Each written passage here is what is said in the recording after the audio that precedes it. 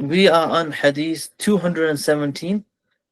عن أبي هريرة قال قال رسول الله صلى الله عليه وسلم الكلمة الحكمة ضالة الحكيم فحيث وجدها فهو حق بها. That word of wisdom, or words of wisdom, are the lost property of the wise. Wherever he finds it, he's more worthy of it. In simple terms, what this hadith or this narration is telling us is that if you hear something wise or you see something wise, even though it's not coming from you or from people you normally would accept, wherever you find those words or actions of wisdoms, you should accept it.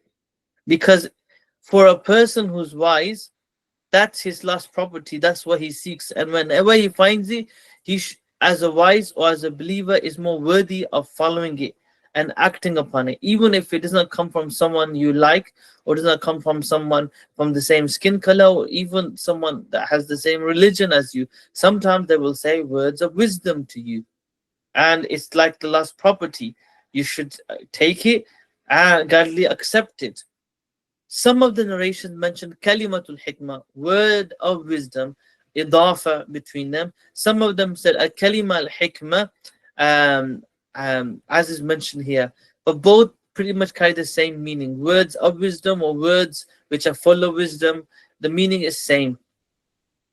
And dalatul hakim are the last property of the wise one. But the most famous narration has a dalatul mu'min, are the last property of the believer. Wise words are the last properties of a believer. Alama Tibi mentions what it means is words or things which are considered to be good by a sensible intellect and are according to the Sharia, those things. And Alama San'ani mentions regarding the second part that he's more worthy of it. He says he's more worthy of it, meaning he's more worthy of saying those things and acting upon those things. And he mentions that anything which is words of advice or admonition, or you being told off to and encouraged to do good, to do something which is wise, or prohibited from doing something bad, then those fall under wisdom and you should do it. And in summary, what this narration is telling us is that don't think you are going to be in the right, even if you're a Muslim, even if you're a believer, even if you're a scholar.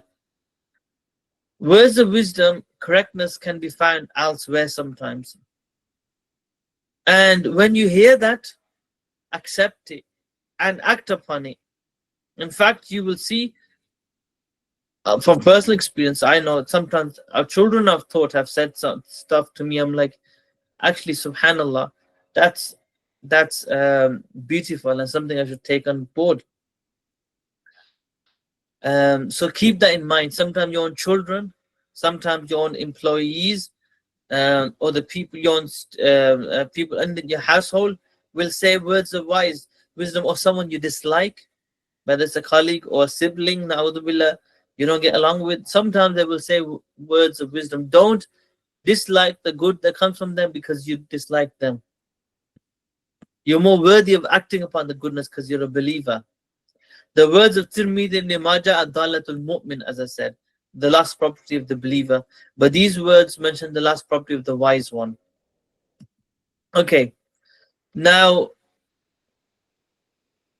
is this hadith reliable? That's a separate question. Imam Tirmidhi said hadith gharib. And normally he uses hadith gharib just by itself for weak hadith. And he mentions one of the narrators, Ibrahim bin Fadl, yuda'af al-hadith. He's a weak narrator. And Ibn Hajar Qanani in Taqrib mentions Ibrahim al-Fadl is matruk, he's to be rejected. Abu Hatim, Ar-Razi, and Imam al-Bukhari and Nasai says munkar al-hadith. His hadiths are to be rejected. Alam al-Uqayli mentions that this is one of the hadiths that is to be rejected that he narrates. Meaning, this is not authentically established from the Prophet sallallahu alaihi wasallam. The Prophet said those things. It doesn't mean the saying is wrong. It just means it's not authentically established to the Prophet. Because, for example, we do get sayings like that from the Sahaba. One example is Abdullah bin Abbas radiallahu anhuma mentions, take wisdom from whoever you hear it from. Because sometimes you will see people who are not wise still say words of wisdom. Alam al-Kharaiti mentions this in his book Masal al-Akhlaq, and he has a strong chain. And that's from a Sahabi. The next hadith. ابن عباس رضي الله عنهما قال قال رسول الله صلى الله عليه وسلم فقيه واحد أشد على الشيطان من ألف عابد. So another famous hadith. One faqih, one scholar which has understanding of the religion, one mufti who can give fatwa and understand right from wrong and pass correct judgments, is more harder upon the shaitan than 1,000 worshippers. What does it mean? In simple terms, it's easier for shaitan to misguide 1,000 worshippers than a proper Islamic scholar. It's talking about proper faqih, not someone who does not act and follow. A true faqih is harder upon the shaitan than 1,000 worshippers. And the reason for this is, we see, in fact, examples of that in nature. You could kill 1,000 bees, but the colony will still survive. But if you get just one, the queen bee, the colony is gone. Because she's the head. We see this in sheep. You could have 1,000 sheep, and if you lose a few, it's fine. The herd is still there. But once you lose the shepherd, then the herd is gone. The scholar is like the queen bee or the shepherd, or is like a general in an army. You can have 1,000 soldiers, but if you're the general dictating how the war will be fought. Or a personal example, a brain cell, one brain cell compared to 1,000 skin cells. You lose 1,000 skin cells, that's fine. It can happen. But losing brain cells is a much bigger problem. In simple terms, the scholar is the core that is there on the earth to separate right from wrong, to guide, to protect from the shaitan. He is the general against the shaitan. That's how it should be.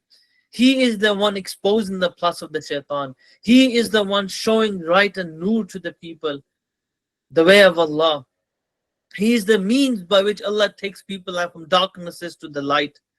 So he is a direct general who understands the enemy shaitan and fights against the enemy. Whereas the 100 worshippers are like sheep in a flock. If they're misguided, they will follow one another. The herd mentality, as they say. And this hadith obviously shows us the importance of knowledge itself. But again, this hadith is not strong from the Prophet, it's not established. Imam Tirmidhi mentioned the Kitab al-Ilm, the chapter of knowledge, Ibn Majah and Kitab al-Sunnah, the chapter of the Sunnah, and Imam Bayhaqi also mentions it. All of the narrative from Ruh bin Janah, who narrates from Mujahid, from Ibn Abbas radiallahu anh, and Ruh bin Janada is accused of lying. And his hadith is weak. Imam Saji mentions the hadith munkar is to be a rejected hadith. Tabarani says Hasanadu Da'if, his chain is weak. And he has chains which are supporting it, but they are all weak. Likewise, Allama Sakhabi said the same thing, that it's weak, but it does have chains which support one another. Sheikh Albani said, let alone weak, it's a fabrication. Zubair Rizai said it's weak. Shu'aib al-Nawud said it's weak. In other words, this hadith, this statement, going back to the Prophet sallallahu alaihi wasallam, is not established and it's not strong. But the meaning again is correct to some degree. Perhaps not to the exaggeration that's mentioned here, Allah knows best, but to some degree. Next hadith. عن أنس قال قال رسول الله صلى الله عليه وسلم طلب العلم فريضة على كل مسلم. Seeking of knowledge, the Prophet said, as this hadith mentions, seeking of knowledge is compulsory upon every Muslim. Now, what's meant by Muslim? It means every Muslim, man or woman. Some narrations say Muslim or Muslima even, but it means every Muslim. What kind of knowledge is compulsory? Imam al-Bayhaqi mentions it's knowledge which a person is obliged to know and cannot be ignorant of. On top of that is knowledge which a person is obliged to know in the personal circumstance he finds himself in, to know what's right and wrong to do in his situation. Or he mentions it's compulsory for every Muslim until there's someone who can take care of it for the community. Imam al-Baydawi mentions it's knowledge which is necessary for a servant to know. It's wajib and fard, such as knowing Allah, knowing the prophethood, knowing salah, knowing what fard al-ain is, and you'll get many other sayings. The summary of it is what I've written on top myself here. What knowledge is compulsory? That knowledge which allows us to fulfill obligations correctly. Obligations towards Allah, such as salah, zakah, Sawm and Hajj, and obligation towards the people, such as we must have the knowledge of who we have to, who we're required to take care of, and a means of earning that. We must acquire a means of earning, learning some knowledge by which we can earn, even if it's basic, that high employment works in your country. But as long as you have the basics to fulfill your obligations to Allah or to the people, that's compulsory. Beyond that, you have a second degree of knowledge, which is nafal and good to learn, extra, increases iman, increases faith, that's various things. Then you have the third level of knowledge, which is for specialized knowledge, like master's level. Regarding this part of the knowledge, the next part of the narration is relevant. وَوَعْدُ الْعِلْمِ عِنْدَ غَيْرِ أَهْلِيكَ مُقَلِّدِ الْخَنَازِيرَ الْجَوْهَرَ وَاللُّؤْلُؤَ وَالذَّهَبَ. And the one who places knowledge with the one who's not worthy of it or not deserving of it or is not capable of it is like the one who gives a necklace, the one who places necklaces upon the pig's neck, necklaces of jewels, jawhar, necklaces of pearls, lu'lu, necklace of gold, dhahab. In other words, when it comes to the third degree of knowledge, the specialized knowledge, you putting that in front of people that will not understand it, will not comprehend it, will not be able to get benefit from it, you just leave them confused. You will leave them questioning more even than they were before you explained this to them. Giving this knowledge to these people is like putting a necklace of precious metal upon the lowest of animals, the pig. It's of no benefit whatsoever. It's being wasted. Now, a couple of things to say. SubhanAllah, I did not write here this first part. This I got from one of the Shurul Hadith. It was a commentary on Ibn Majah. I can't remember which one it was. But anyway, in that book, it's mentioned either teacher who teaches knowledge or a mufti who gives a fatwa to someone who cannot understand it or comprehend it, or someone who teaches complicated long books to the beginners, or teaches, for example, medicine to someone who is not who shouldn't be performing operations, is like this person, because they're not worthy of it and nor is it appropriate for them. So they're placing high knowledge, like placing a necklace of these precious jewels to the lowest of animals. And what we learn from this narration, if it was to be authentic, even though it's not, we'll come on to it, but that for specialized knowledge, everyone has their own field.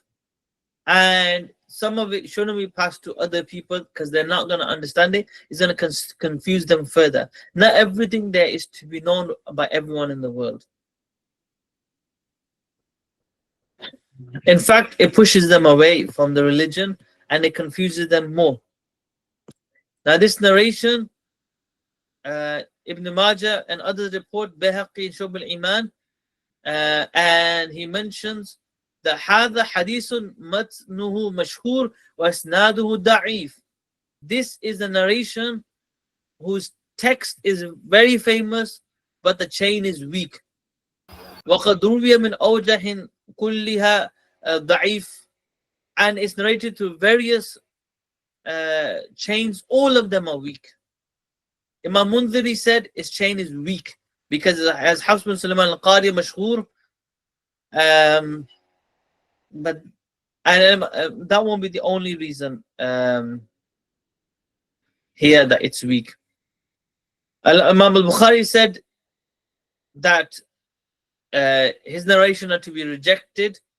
Imam al-Sakhawi said it's weak.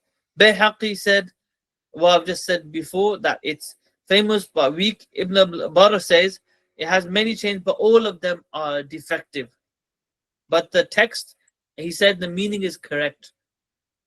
But it being a statement of the Prophet, we can't say that.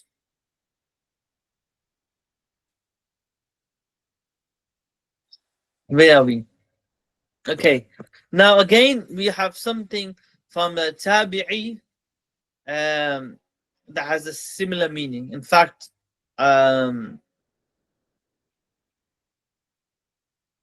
Shu'bah, the great Amir al-Mu'minin for Hadith, mentions the A'mash one day saw me whilst I was narrating Hadith, and A'mash, being A'mash, said, "Oh Shu'bah, what are you doing? You're putting pearls around the necks of pigs," because he felt those people that were present there did not deserve those to hear those hadiths. They weren't worthy of the hadith. This is reported in the Musnad Ali bin Ja'ad with a Sahih authentic chain. And there's other sayings like that from Ma'amash. I left the other one because I think it went a bit too far.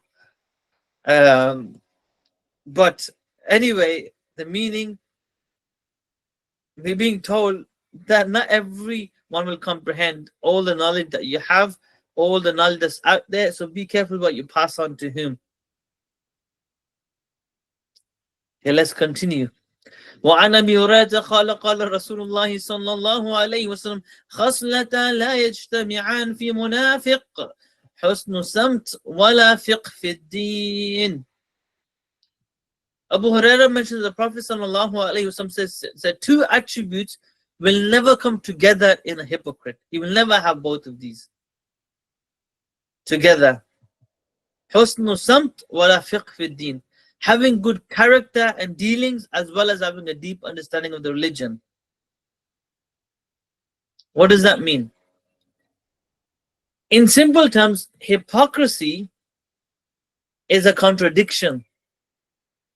Your heart contradicts what you say or what you do, and what you say and what you do contradicts your heart.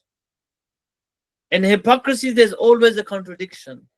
That's why one of the attributes is they'll promise and they'll break the promise. There's always a contradiction. But never will a hypocrite have both of these, because this is perfect sync, perfect in line, perfect match. One is good character, and the second is deep understanding of the religion. Either the hypocrite will have good character to show off for alternative motives, and you'll see that sometimes people go out of the way to be specially kind to you, and you get suspicious. Why are they being extra kind to me? And often you find there's a motive. So a hypocrite, when he has apparent good character, there's a motive, deception, achieving a personal goal. So that's why he's having good character. Or wala fiqh fi din.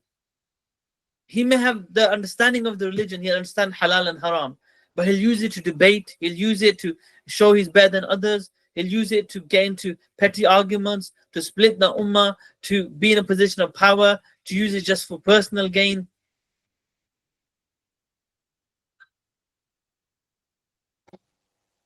But a hypocrite will never be able to combine both.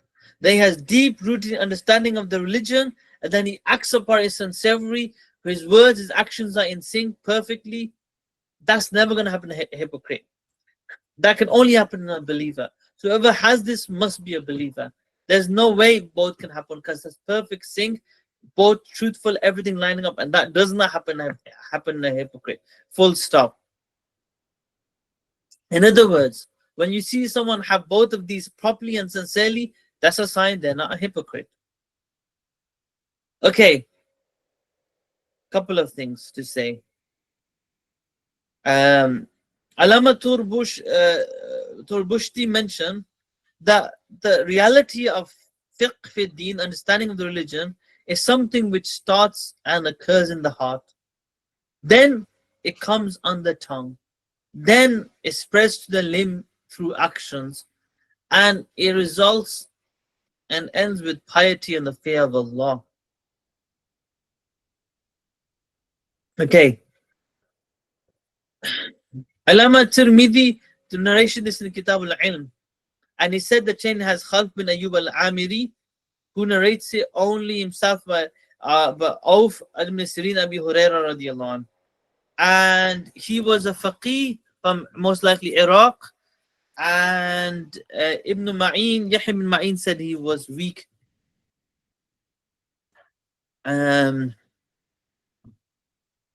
This hadith, Zubair Zai also said the hadith is weak.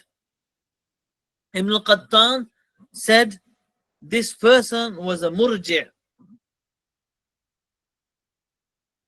And he narrates this. He narrates from Qais and Auf al-Arabi, a strange hadith. And he says Imam Ahmad ibn Hanbal said this. And likewise Imam al-Uqayli said this. And Ibn al-Qattan mentions that no one has verified him. And when people have criticized like this, someone who hasn't been verified, that's more than enough, he says. Ibn Hibban does mention him in Thiqat, but that isn't that strong.